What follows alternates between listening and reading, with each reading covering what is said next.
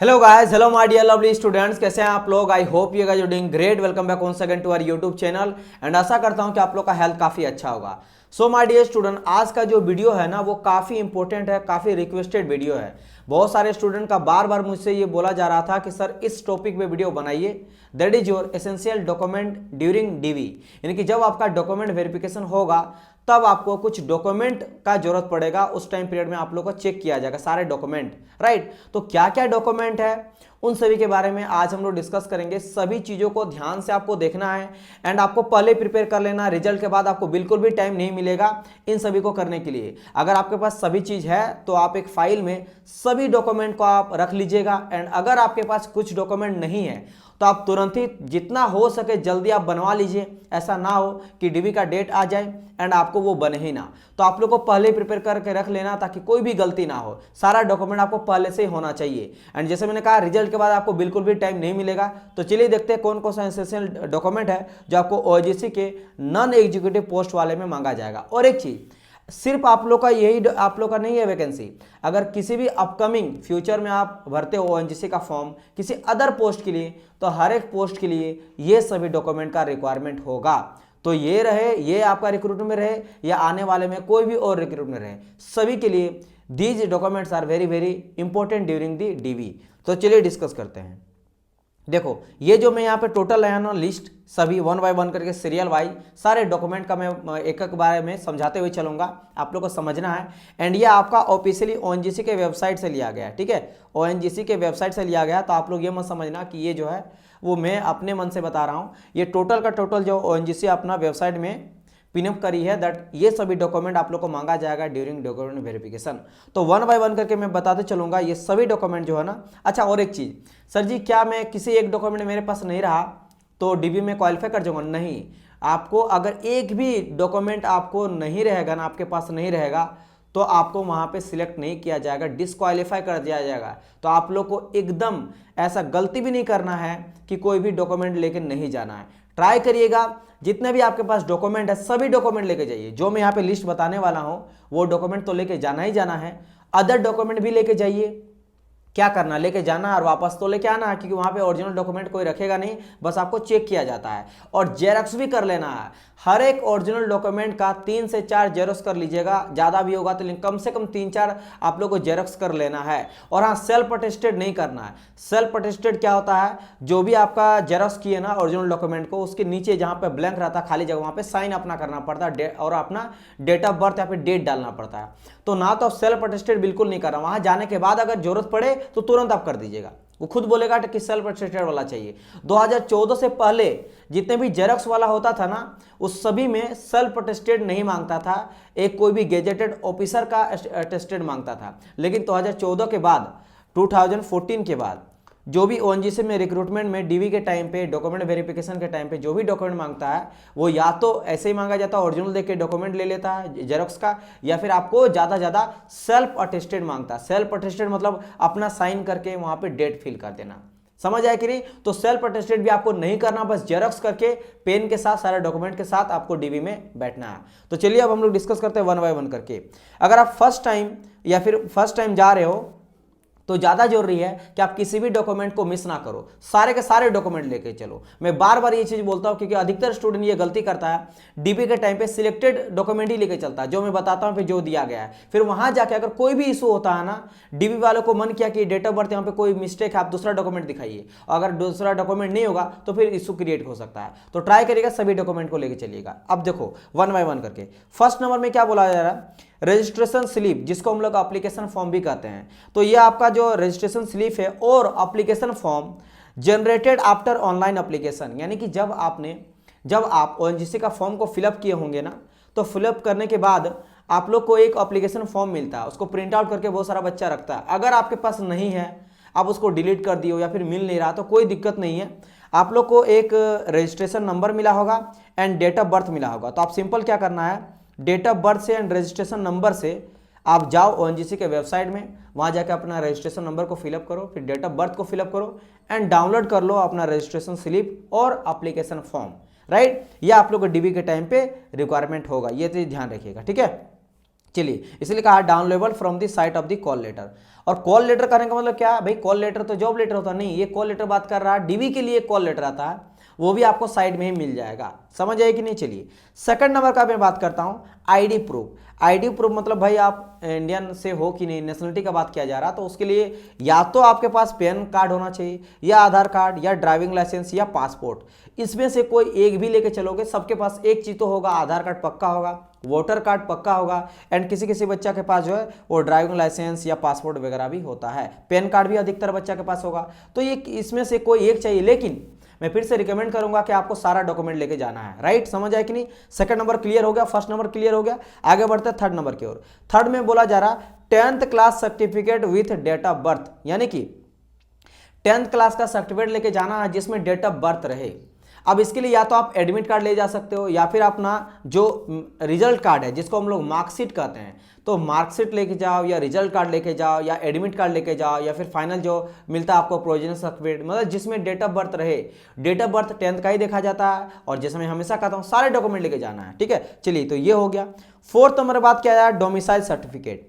क्या बोल रहा है डोमिसाइल, डोमिसाइल मतलब जहां पे आप रहते हो, आवासीय जिसको कहा जाता है, रईसी जहां पे आप रहते हो, जहां पे आपका डोमिसाइल है, डोमिसाइल का सर्टिफिकेट। तो आप क्या करो, डोमिसाइल का सर्टिफिकेट जो है एज पर एडवर्टाइजमेंट, जिस तरह का एडवर्टाइजमेंट में कहा गया है उसके अकॉर्डिंग आपको यहाँ पे बनाना है, इसको ध्यान रखिएगा। अच्छा, इसमें एक इंपॉर्टेंट चीज है जो आपको ध्यान रखना है डोमिसाइल सर्टिफिकेट में। क्या सर, कि इसमें अपना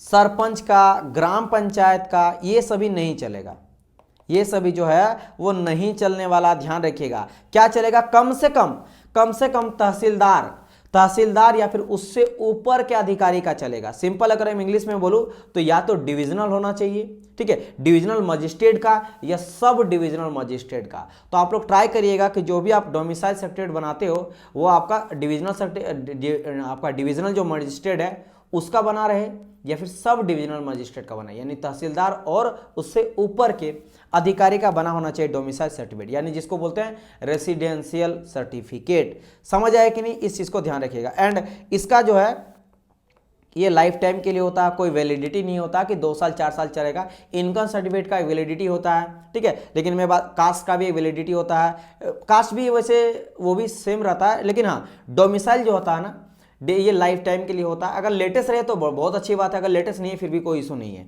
तो डोमिसाइल आप रिलेटेड समझ गए होंगे। 2 चीज़ खाली ध्यान रखना है कि डोमिसाइल के लिए आपका जो है वो एक बार ही बना लेना है एंड ट्राई करना है कि ट्राई नहीं करना, बनना ही है। सरपंच और ग्राम पंचायत का ना हो, मेरा तहसीलदार या उससे ऊपर के अधिकारी का रहे तो ज़्यादा आपके लिए बेटर रहेगा। ठीक है, समझ आया कि नहीं। चलिए फिफ्थ नंबर बात करते हैं कास्ट सर्टिफिकेट। अगर आप ओबीसी एसटी एससी ईडब्ल्यूएस से हो तभी जाकर रहेगा, अगर जनरल हो तो नहीं रहेगा। तो अगर आप कोई भी अब कैटेगरी से बिलोंग करते हो, चाहे आप ओबीसी हो, एसटी एससी हो या फिर ईडब्ल्यू यानी कि आपका इकोनॉमिक वीकर सेक्शन से हो, तब आपको यहाँ पे कास्ट सर्टिफिकेट का जरूरत पड़ेगा। ठीक है, जातीय जो सर्टिफिकेट बनाया जाता है इसके लिए जरूरत पड़ेगा। तो इसके लिए आपको क्या करना, अच्छा इससे भी इंपॉर्टेंट चीज है, ये आप लोग को सेंट्रल चाहिए। ठीक है, सेंट्रल वाला जो कि कोर्ट से बनता है, ध्यान रखिएगा। ठीक है, कोर्ट से और एक ब्लॉक से बनता है, तो ब्लॉक वाला नहीं कोर्ट वाला चलेगा। तो कोर्ट वाला आपको यहाँ पे चाहिए कास्ट सर्टिफिकेट, आप लोग यहाँ पे बना लेना। और खासकर सेंट्रल कास्ट सर्टिफिकेट चाहिए, याद रखिएगा। ठीक है, और बेसिकली सेंट्रल वाला जो है वो आपका डीसी से बनता है, कोर्ट के तरफ से ही बनता है, तो आप लोग को बना लेना है। एंड अगर आप इकोनॉमिक वीकर सेक्शन से हो तो आपको नॉन क्रीमी लेयर वही चाहिए, यानी कि एनसीएल चाहिए, तो आपको एनसीएल भी बना लेना। अच्छा, एनसीएल जो है वो स्टेट और सेंट्रल दोनों का एक ही होता है, तो NCL for non creamy layer के लिए आप लोग बना लेना। एंड अगर ओबीसी हो एसटी एससी हो तो आप लोग सेंट्रल वाला कास्ट सर्टिफिकेट बना लेना। समझ आए, एनसीएल जो बात करें ना नॉन क्रिमिनल, इसके लिए स्टेट और सेंट्रल दोनों का एक ही होता है। लेकिन अगर मैं बात करूंगा जो एसटी एससी वाले कैंडिडेट्स है उसके लिए एक सेंट्रल का अलग बनता है, स्टेट का अलग बनता है। ठीक है, तो आप लोग ध्यान रखना स्टेट का चलेगा। समझ आया कि नहीं। चलिए ये चीज हो गया। ओके, जिसमें आप देखिएगा सेंट्रल कैसे पहचानिएगा, सर जी कास्ट सर्टिफिकेट सेंट्रल कैसे पहचाने। जब कास्ट सर्टिफिकेट बनाइएगा ना सेंट्रल का, तो आप देखिए बहुत सारा क्लोज रहता है, रेजोल्यूशन रहता है। कास्ट सर्टिफिकेट नीचे ढेर सारा रेजोल्यूशन रहता है, सर 15-16 रेजोल्यूशन रहता है, रेजोल्यूशन नंबर इतना, आप देखिए कास्ट सर्टिफिकेट बना रहता है। ठीक है, तो उन चीज़ों को ध्यान रखना है। वैसे आप लोग को अगर चाहिए ना सबका फॉर्मेट दिखाना है, 10th का सर्टिफिकेट क्या लेके जाना है, कास्ट सर्टिफिकेट क्या रहना चाहिए, डोमिसाइल क्या रहना चाहिए, तो आप बोलिएगा। और एक मैं आप लोगों को दिखा दूंगा वीडियो लाके, एंड उसमें मैं बता दूंगा कैसा कैसा फॉर्मेट बनाना है, वो भी मिला, लेकिन उसके लिए आपको कमेंट करना पड़ेगा। अगर आप लोग को चाहिए तभी मिलाऊंगा, अदरवाइज नहीं, क्योंकि इसके लिए मुझे मेहनत थोड़ा करना पड़ेगा। चलिए 6 नंबर है PWD सर्टिफिकेट, मतलब अगर आप फिजिकल हैंडीकैप हो, ठीक है, तो फिजिकल हैंडीकैप यानी पर्सन विद डिसेबिलिटी के लिए सर्टिफिकेट आता है, वो आप लोग ले लेना। 7th में बात किया जाए ex serviceman certificate. Ex serviceman करने का मतलब क्या क्या, अगर आप एक्स सर्विसमैन कहीं ना कहीं काम कर रहे हो तो आपको यहाँ पे डॉक्यूमेंट चाहिए होगा, उसको भी आप लोग बना लेना है। फिर बात करते हैं 8th नंबर में। 8th नंबर क्या बात किया जा रहा है, डॉक्यूमेंट्स। डॉक्यूमेंट मतलब क्या क्या है, जैसे मार्कशीट हो गया, ठीक है, मार्कशीट सर्टिफिकेट हो गया, और for essential qualification such as post graduate, graduate, diploma, intermediate, trade related certificate, यानी कि जैसे जिस ट्रेड से आप अप्लाई किए हो उस ट्रेड से, जैसे कोई बच्चा अगर मान लो डिप्लोमा से किया तो डिप्लोमा का सर्टिफिकेट उसको चाहिए, राइट, तो वो सभी डॉक्यूमेंट भी आप लोग को ले लेना, सारे डॉक्यूमेंट, मार्कशीट वगैरह। और एक चीज, सर क्या मुझे फाइनल सेमेस्टर का चाहिए? नहीं डियर स्टूडेंट, वहां पे ऑल सेम का चाहिए, ऑल ईयर का। तो आप ट्राई करना हर एक सेमेस्टर का रिजल्ट कार्ड लेके जाना, हर एक ईयर का, मैंने कहा ना सारे के सारे डॉक्यूमेंट लेके जाना है, ठीक है। तो ये हो गया 8th नंबर का।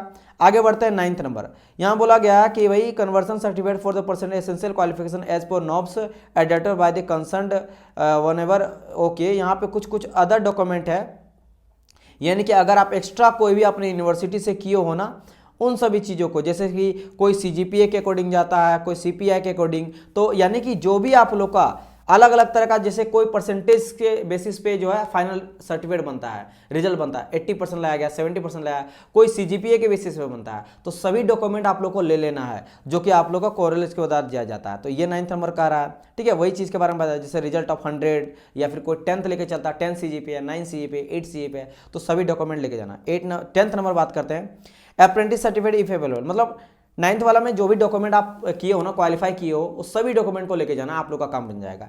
10th नंबर बात करें अप्रेंटिस सर्टिफिकेट इफ अवेलेबल, मान लो आपने कहीं से अप्रेंटिस कर रखा है तो उसके लिए आप सर्टिफिकेट ले लो, ठीक है। कहीं से आप एक्सपीरियंस लिए हो, उसका आप सर्टिफिकेट ले लो, राइट, अगर एप्लीकेबल है। अब ये देखो, बोलेंगे सर मेरे पास नहीं है, तो आपके पास नहीं है तब कोई दिक्कत है, लेकिन कोई कोई ऐसा आपका ट्रेड है जहां पे आपको अप्रेंटिस मांगा ही गया है, या फिर अगर मांग लेके जाइएगा तो उसमें एक्स्ट्रा आपको नंबर मिलेगा, तो तब लेके जाना है, अप्लीकेबल है। अगर आपको नहीं है तो कोई दिक्कत नहीं है, लेकिन है तो लेके जाना है। फिर यहाँ पे कहा गया है 11th नंबर में relevant certificate such as DMDSS। ये बहुत सारा बच्चों को कन्फ्यूजन है कि सर जी ये मेरा DMDSS क्या है। देखो ये क्या होता है ना, मान लो आप मरीन में काम करते हो, मरीन में जॉब करते हो, तो उसका आप ऑपरेटर हो, या फिर नेवी में, मर्चेंट नेवी भी आप जॉब करते हो, उसमें आप ऑपरेटर हो, या फिर किसी अदर पोस्ट में हो, ठीक है। तो क्या होता है, वहां से एक सर्टिफिकेट मिलता है, एक्सपीरियंस सर्टिफिकेट। तो अगर आप मरीन पे, या आपका इंडियन नेवी हो गया, या फिर आपका मर्चेंट नेवी हो गया, इसमें अगर आप किसी पोस्ट में जॉब कर रहे हो और आपके पास सर्टिफिकेट है जो आपके एप्लीकेबल होगा और काफ़ी ज़्यादा हेल्प करेगा पोस्ट में, तो आपको लेके जाना है। समझ आई मेरी बात की नहीं, क्योंकि ONGC है तो मरीन हो गया, या फिर आपका मर्चेंट नेवी हो गया, तो आप जाओगे ONGC में, तो ONGC में काम करोगे सी में ही, ऑफशोर ऑनशोर में आप लोगों को समझा चुका हूँ, ऑफशोर लाइफ ऑनशोर लाइफ, तो वहाँ पे ये सभी चीज़ काम आता है कि मैं पहले समुद्र में काम कर चुका हूँ एज ए मरीन ऑपरेटर, या फिर मैं मर्चेंट नेवी में, तो काफ़ी ज़्यादा हेल्प करेगा। 12th नंबर में बात कर रहा है relevant registration such as registration with pharma. अगर मान लो आप फार्मा से बिलोंग करते हो, यानी कि फार्मा में जॉब करते हो, मेडिकल फील्ड में हो, जहां पे रिक्वायर्ड है, जिस पोस्ट के लिए रिक्वायर्ड है, उस पोस्ट के लिए अगर रिक्वायरमेंट है और आप काम कर रहे हो, तो उसका भी सर्टिफिकेट आप लोग को लेके जाना है। फिर 13 number license such as heavy vehicle, यानी कि अगर आप हैवी व्हीकल में काम करते हो, या फिर हैवी व्हीकल का पोस्ट में अप्लाई किए हो और वहाँ पे डॉक्यूमेंट चाहिए, तो आप लोग को हैवी व्हीकल का डॉक्यूमेंट को लेके जाना। इसलिए इफ एप्लीकेबल कहा गया हर एक पोस्ट में, जहां जरूरत है तभी लेके जाना, ठीक है। अगर होगा तो जरूर लेके जाएगा, आपने अप्लाई कर रखा पोस्ट में तब तो लेके ही जाना है, ठीक है, इसलिए एप्लीकेबल कहा गया।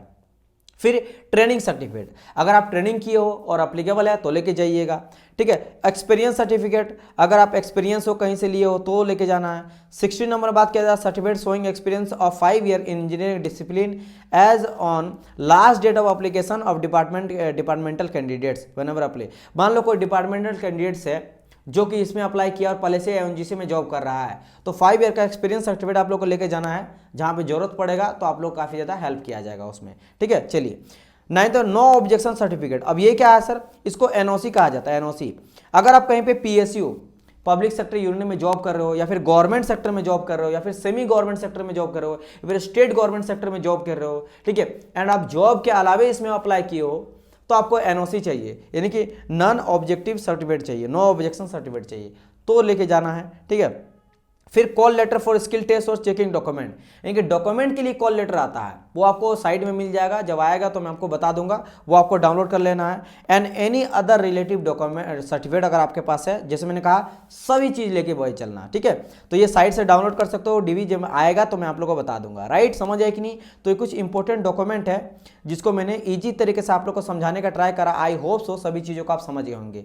इसके बाद और एक वीडियो आने वाला है, 2 वीडियो, एक सैलरी के ऊपर, इसमें मैं बेसिक तरीके से समझाऊंगा कि पे स्केल क्या होता है और आपका सैलरी क्या होता है। पे स्केल सैलरी में बहुत अंतर होता है, इसमें एचआरए डीए अलाउंसेस मिलता है, इसके अलावा आपको मोबाइल मिलेगा, लैपटॉप मिलता है, ठीक है, होम अलाउंसेस मिलता है, एजुकेशन लोन मिलता है, इंश्योरेंस मिलता है, बहुत सारा अदर अलाउंसेस बेनिफिट देखने को मिलता है, ठीक है, सब चीज आप लोगों को बताया जाएगा। इस वीडियो को फॉलो करिएगा। एंड बहुत इंपॉर्टेंट, डीवी के बाद मेडिकल होगा या फिर ये पहले मेडिकल होगा, तो यानी मेडिकल से रिलेटेड, राइट। तो फिर हम लोग मेडिकल का एक वीडियो लाने वाले हैं, सारे स्टैंडर्ड में आप लोग से डिस्कस करने वाला हूं। चलिए, तो मिलते हैं हम लोग नेक्स्ट पार्ट में। अगर कोई क्वारी हो तो मुझे पहली बात तो जाके इंस्टाग्राम में फॉलो कर लीजिएगा। फॉलो करने के बाद मुझे आप पर्सनली कोई अगर डाउट मुझे पूछना है रिगार्डिंग ओएनजीसी या फिर किसी अदर चीज़ से रिलेटेड, पढ़ाई से रिलेटेड या फिर किसी और चीज़ से रिलेटेड, मुझे उत्तम सर मैकेनिकल पे फॉलो करके आप मुझे डीएम कर सकते हो, एसएमएस कर सकते हो, मैं उसका रिप्लाई करूंगा। सो गाइस, मिलते हैं हम लोग नेक्स्ट पार्ट में, तब तक के लिए goodbye and God bless you all.